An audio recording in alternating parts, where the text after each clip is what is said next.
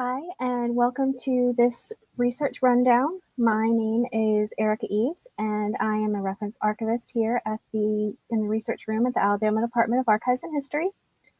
Our next research rundown will be in 2 weeks on March 22nd, again on a Monday, and it will be about the 1867 and 1875 Alabama voter registration records. But today I will be talking about organizing your genealogical research.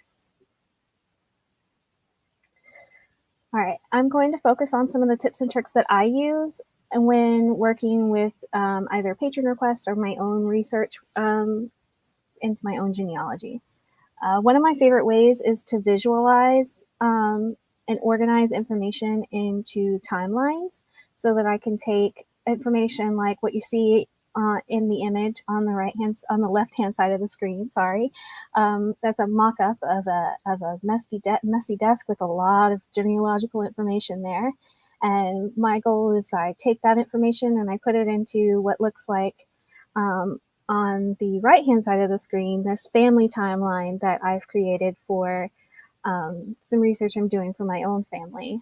And we'll look a little closer at that timeline here in a little bit. But this presentation is just intended to be kind of a quick overview and give you some ideas about kind of how to go about organizing your own working research information while you're working on your family genealogy.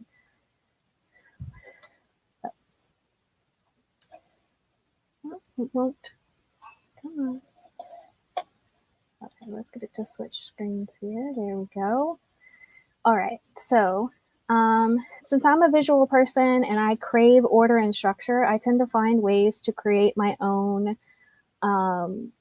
ways of creating that myself using things that I have access to readily available to me. So I've never used any of the genealogy software that's out there right now. I've never used anything like that, or any of the stuff that people have taken and manipulated it to use for genealogy work. I simply use Microsoft Word and Excel to create whatever it is I need, either a custom family tree or kind of a detailed family timeline, or just a simple family timeline or individual's timeline. So these images here is a custom family tree and 2 timelines that I've created using Word documents. So in the first image, you'll see it's the Curtis family tree. It's something I created while working on processing a collection as an archival grad student in Texas. John Warren Curtis had 2 wives. Both of them were named Mary. And between the 2 wives, he had, I think it was like 12 or 13 children between the 2 wives. And the first wife's name was Mary. She was Mary Collum, and I think he had 5 children with the first wife and the rest of the children with the second. I originally created this tree just to make sense of the 4 generations that were represented in this collection so that I could keep track of who belonged to who. And eventually it just turned into this big 4-page document of all this information that I'd either found on Ancestry or through the collection, or from the little bit of family history that was provided with the collection. And the director of the special collection saw it and said, please put that in the finding aid so that we, as the archivist here, can use it, and for the public when they come to look at this collection. Since I had put so much work into it just to understand what was going on. In this middle image here is a timeline for my 3 times great-grandmother. You'll notice that there's several things that I've highlighted.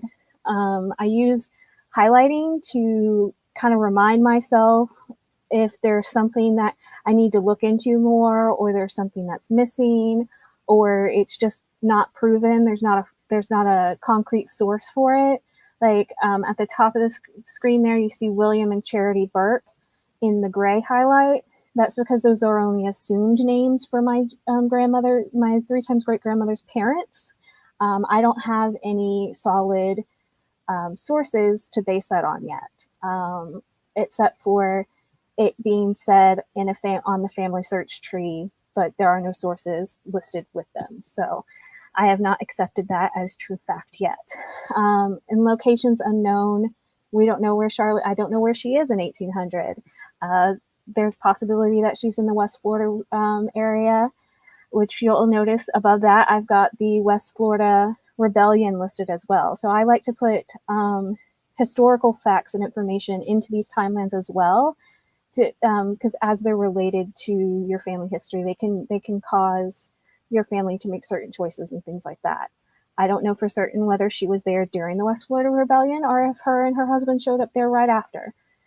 Still working on that one as well, and that's also why it's highlighted in yellow. And then, I put information like down at the bottom, the Greene County, Mississippi gains land from Jackson County. I think this could possibly be how the family ends up in Greene County. Their land was originally in Jackson County. They changed the county lines, and now they were in Greene County for a while. But that's a possibility, but that's not a fact yet. I don't know for certain. There is now a different county in between Jackson and Greene now in present day. At that time, it was just those two counties next to each other. So the third timeline here is one that I created while working on a research request from a patron. And I had all these different assumptions and theories as to where this particular person went to, where Lizzie moved. She was born here in Alabama and then ends up out west. And I was trying to figure out, what happened to her father and her parents, and did her mother die too? Did she end up living, as a guardian for a while or whatever? And so I had all these, so I highlighted my assumptions, and I have sources. That's another big thing. I put sources in my timeline so that when I look at something and I think, where did I find that? It's right there. I can see that Lizzie, age 9, June 30th, I got that from an Arizona school census records from Ancestry.com. And that it lists her parents, it lists her possible brothers, all this information. And then I put on here that I assume her father dies after this point, leaving just her mother. And then eventually her mother remarries. And those are my assumptions. And I even have an assumption down here that I've crossed out because I later found out that was probably not true. I found out that her mother does remarry, and so she doesn't end up living as a guardian in the Allen with her Allen family as being her guardians. It's her mother's second husband. His last name was Allen. So, all right. Let's look a little closer at the family group timeline I created in Excel. So we're going to exit out of my thing here, and we're going to open up this timeline. So this is a timeline that I created for my 3 times great-grandmother, Charlotte Lee Ball. I am working on kind of tracking her down and figuring out who her parents are and kind of where her family went, when they ended up in Mississippi and how, and from Georgia and all that information.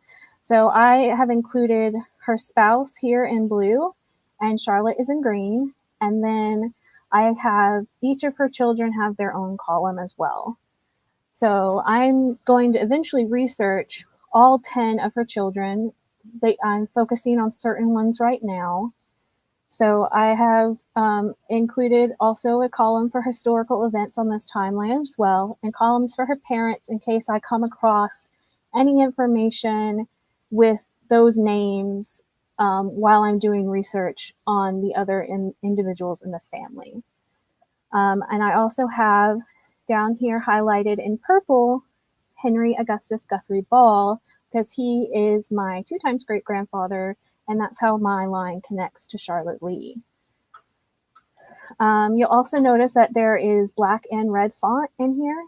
The red writing on this particular timeline represents information that is either assumed or has not been, I have not fully found any sources to fully verify that information is correct. Like here on her birth, I have 2 different sources, one that says it's August 7th, and I have another one that says it's August 27th. So I'm not sure which one is correct. And I have information down here. She has 2 different find a grave memorials because she actually has 2 headstones in 2 different cemeteries. And we assume that she is buried in one specific cemetery next to her husband. And then the other headstone is just more like a memorial headstone where some of her children are buried. So I have all that information in here and where I found some of it. Some of it was found on an American Revolution application for membership by Thomas Ira Ball, which ironically I have now discovered his application information is wrong. Because William Bartholomew Ball's father was incorrect on his application.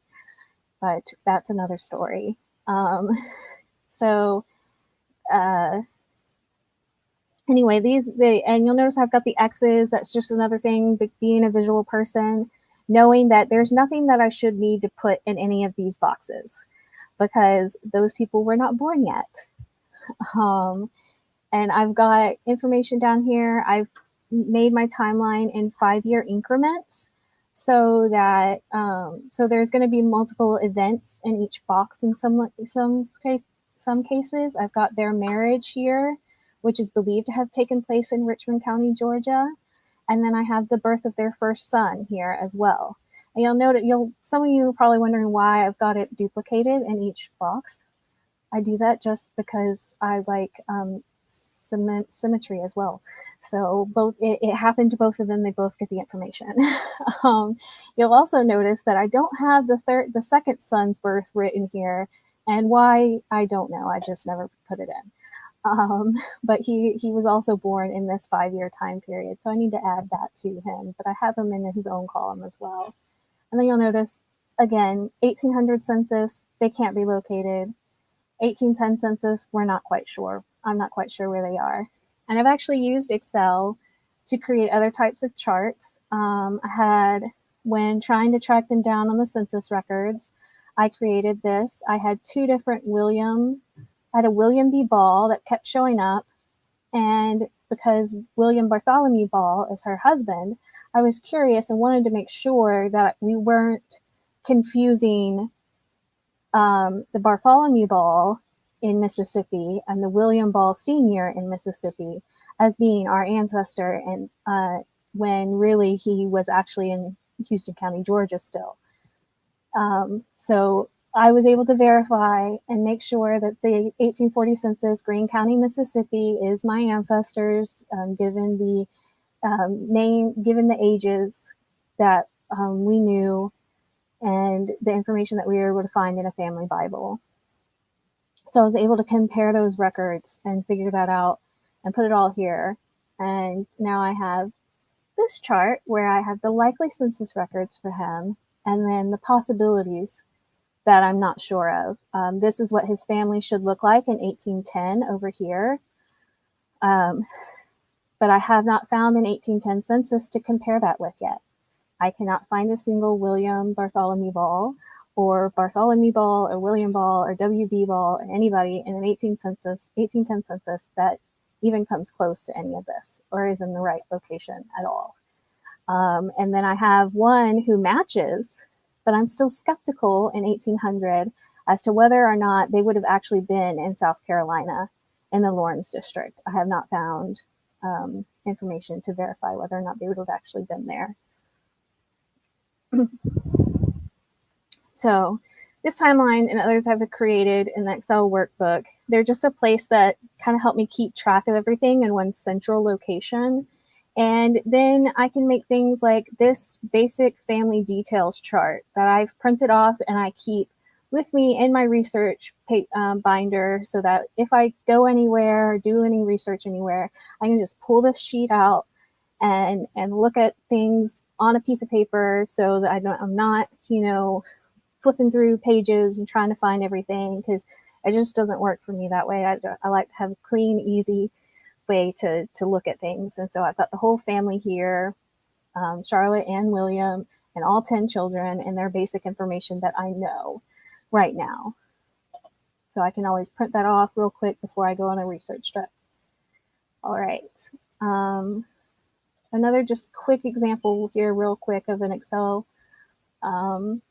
chart that I created while working on a research request, trying to determine which Nancy Lawler was the right one compared to the information I was given, the marriage license I was found, and the assumed information we had as well, and trying to figure out just who, which one of these two was the right one. And now I don't even remember which one it was. I believe it was option 1 was the correct Nancy. But it was just a confusing thing that I needed to kind of sort it out for myself. Because again, I'm a very visual person. So let's go back to our thing now. All right. So now this is how I've arranged my physical paperwork for my research. It's a working research binder. It's not the end product. Nothing in it is permanent, not even the labels on the binder. They're just stuck on slips of paper that I can then just easily pull out, switch to a new binder, and move on from there. So like I'm researching Charlotte Lee. She's my main problem person. And I'm researching her by looking at her husband and 3 of her sons right now. So 4 family members other than just her. And each of them have their own section in this binder. And my binder is pretty full now, so it looks like I'm either going to have to upgrade to a larger binder or split them up differently into 2 small binders. Again, I like things to be flexible. I'm not someone, I like to have control of it and the flexibility. So I don't like using the spiral bound notebook or anything like that, just jotting things down. It's just messy to me. So I don't work like, I don't work like that. And I hate tearing pages out of those because then you get those little pieces of paper all over the place. And then, it gets all over your work and it's messy. So, so if I want to keep those notes, I usually use loose leaf paper or something like that if I'm going to jot a note down about somebody, and it's usually 1 person per sheet of paper so that I don't get confused, and then I can just slide it into their section of the binder. Most of the time I'm printing things off though, so it's not too many notes and things that I have to keep track of. I just find it easier that way. That way I can then add that information to my spreadsheets and to my timelines, to my family trees online on Ancestry and everything. And then I can file it away in my research binder and have the source information and everything as well in an additional location. If you are someone who likes to jot things down on paper, just, use notes that can be easily transferred to your more permanent locations. And, that you can, and always, always, always create full citations of where you got this information, because you will not remember. You think you will, but you won't. You don't. Just always write it down. Just always write it down.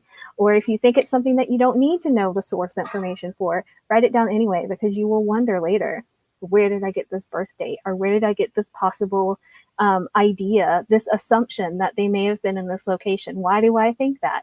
Write down. Just write it down. Write down all your stuff. So I started out with a small working research binder. It's about 1 inch thick, this one. And each person, I've got Edward Ball, her first and second son, and then her 5th and final child was Henry Augustus, my 2 times great grandfather. I'll most likely have to, move it into a larger binder or split it up. So let's see. Within my binder, I have multiple sections again. I also have a section in the front where I've been keeping information for the entire family, like the transcript of the William Bartholomew Bible. I would one day like to see the actual page of the Bible, or a photocopy of that page if possible, an image, a picture, something. But for now, I am relying on what someone else has transcribed out of that Bible for some dates and names. So, but I'm working with it. So, and I keep early census records that include the whole family in the front, and I keep maps. I have a West Florida map here in the front as well. That's that cream colored map portion there. I've put that in there in case so that I can kind of see the boundary lines and things and kind of what things were named and where they were. It looks like they may have been in a place called Pascagoula Parish at first. If they were there in 1810 or just before that, or a little bit after. I have a state county maps for what the counties are in present day. So I can kind of get an idea of the locations in the surrounding counties where I might find other information and things like that. So I have 3 different state maps. I have a Mississippi map, I have a Georgia map, and I have a North Carolina map. I also have a couple of some folders in here. One folder includes all my clues and notes and information specifically for Charlotte, including negative information where I haven't found stuff on her, searches that just pulled up nothing, so I know to either go back and check that again later and see if something new pops up, or know that, we've tried that already. In my other folder, which is this green one here on the bottom right screen, I have some more detailed maps that show county boundary changes and creations. So like here you can kind of see a little bit of Louisiana. Because they were in that West Florida area, some of the early Louisiana county boundary maps show portions of the West Florida area as well. And so I wanted to know those areas and know that. And I have county boundary maps for Mississippi in there and Georgia as well, to know the different areas and counties so that I can kind of differentiate and extrapolate which counties or cities or whatever might have information, depending on where they're located, might have some sort of information, because it depends on what county your ancestor was in when a document was created. If it was a county level document, a legal document, land issues, or probate records or something like that. It depends on what county they were in when that was created, not what county it is today necessarily. So, and I've come across that a couple of times with some of my ancestors. So I keep those county boundary maps around to kind of know, maybe I need to check this neighboring county for something, or, hey, their county boundaries changed and they were actually in Jackson County at the time. So I keep those around to do that. And so this is, again, is just the way that I have gone about organizing my own research professionally and personally, so that I can kind of keep it in one place and make some kind of sense of this. Because, of course, genealogy doesn't always make sense. And sometimes I honestly think it's not supposed to make sense, but we try very hard to make it make sense. So there's going to be all kinds of ways to do this out there. And like my next project might overlap with this one, and it might be different. I might use a completely different system, or I might not use some of the things that I've used here, or I might use everything I've used here. So it just kind of depends on what project you're working on and I consider each difficult person in my family tree their own project. So right now it's Charlotte Lee, and hopefully she'll get sorted out real soon. So in review, just compiling data for your individuals and your families, use timelines, use spreadsheets, just use the types of things that you already have. If you want to go out there and research some of that software that's out there and figure out how to use that, more power to you, go right ahead.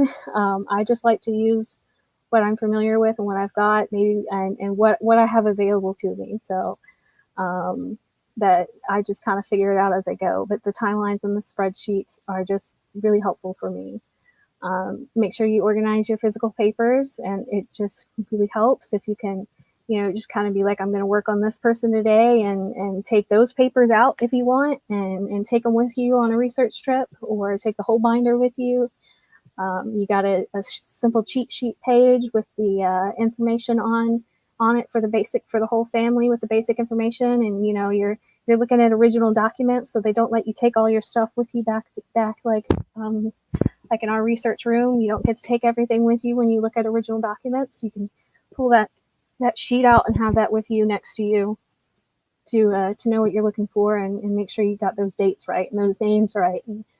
Because eventually it all jumbles up. Like this picture on the on the right hand side, you might look like you're creating some sort of investigative murder board or something, when really you're trying to do your genealogy and it's all tied up in knots.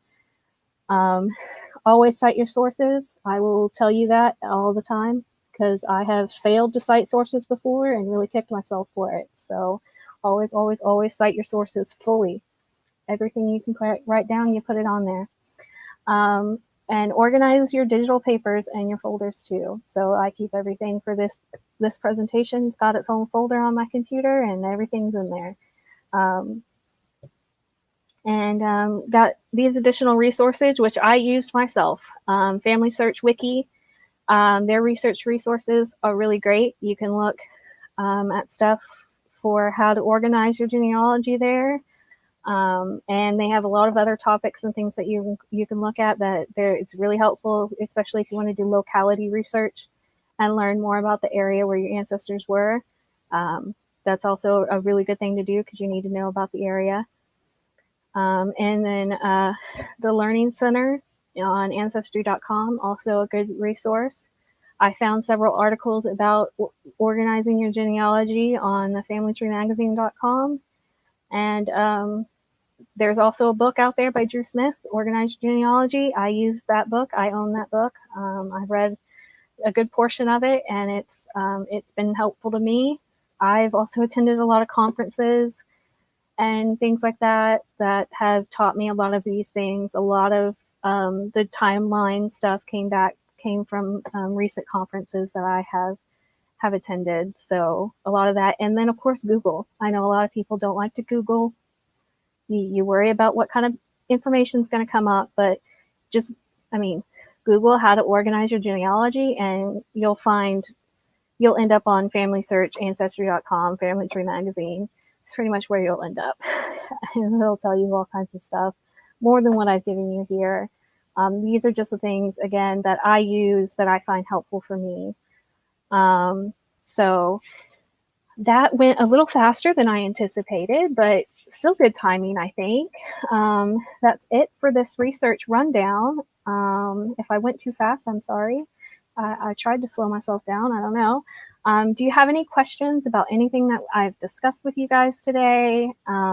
Please just add them to the chat box and let me know, and I'll see what I can do.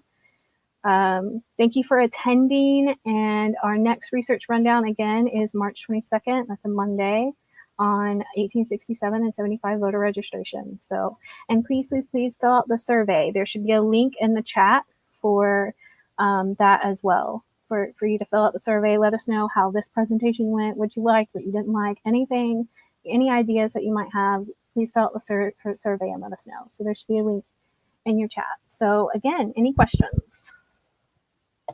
Let's see, does Auto have fold 3? Could, and when you reopen, we come there and use it for researching our families? Yes, we do have it in our research room, and when we reopen and that our computers and other systems are available to everybody, we'd be more than happy to let you come and use it. We have an institutional subscription. We use it all the time when we have research requests. So yes, definitely. We have that available, and if you can't get to us, again, submit a research request and we'll check fold 3 for the information you're looking for. And check your local libraries. Some of them might have it as well. I know fold 3 is one of the ones that I didn't know about until I became a professional archivist. So I didn't learn about fold 3 until about 3 years ago. So not everybody is aware of it, but if you check your local libraries, they may have it as well. So Is there a family tree chart on the archive site? Is it best place to begin the genealogy project? We don't have one posted on our site, but I know Ancestry.com and Family Search do.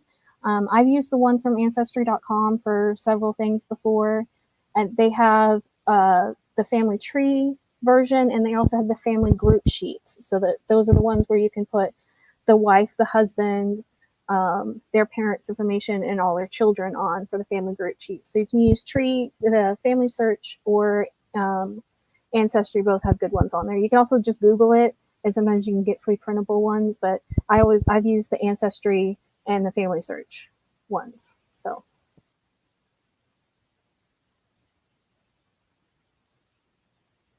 okay, finding the county boundary maps for 1800s and current day to compare locations.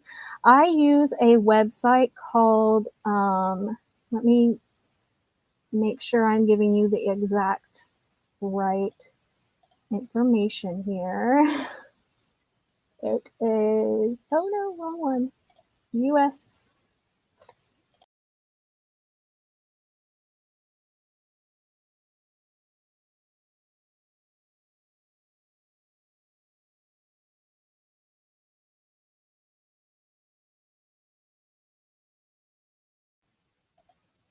Okay, I'm sorry, I just messed that up. That is totally my fault. Let me make sure I'm getting the right information here for you. It's mapofus.org. Sorry about that. I'm back. Sorry. Mapofus.org is where I go to get. They have almost every state. I think there's a few states where they don't have the information, all the information for, but that's where I get all my Alabama, Mississippi, Georgia, North Carolina, South Carolina, Louisiana. I think Florida's on there. I mean, Tennessee. That is where I have found all the maps, and it takes you every year. There's any kind of changes to anything, from usually right before it becomes a state to a little after. That is where I go. So again, that's mapofus.org.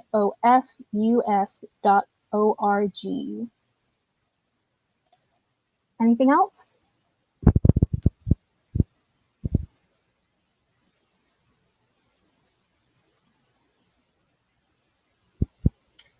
Are you taking requests to send PDFs or copies of documents during COVID? Do you mean for us to send things to you? Because research requests, if you want us to send you information via research request, yes. Also, yes, if you want to send things to the archives for donations or something, if that's what you're asking, that is yes as well. You can send stuff to us. That goes to a completely different department. But yes, they're accepting donations right now. So, but yes, you can do a research request through our website, and we will send you information.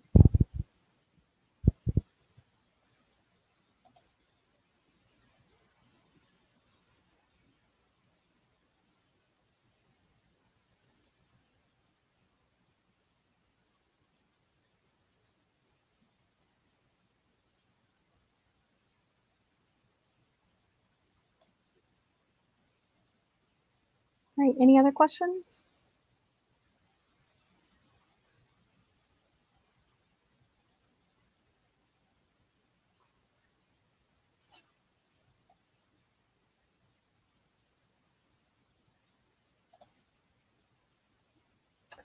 All right, well, I guess that's all for today. It doesn't look like I've got any more questions popping up.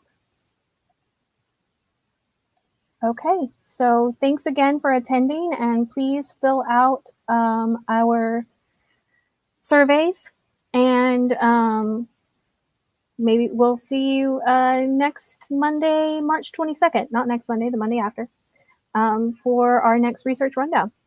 Thank you. And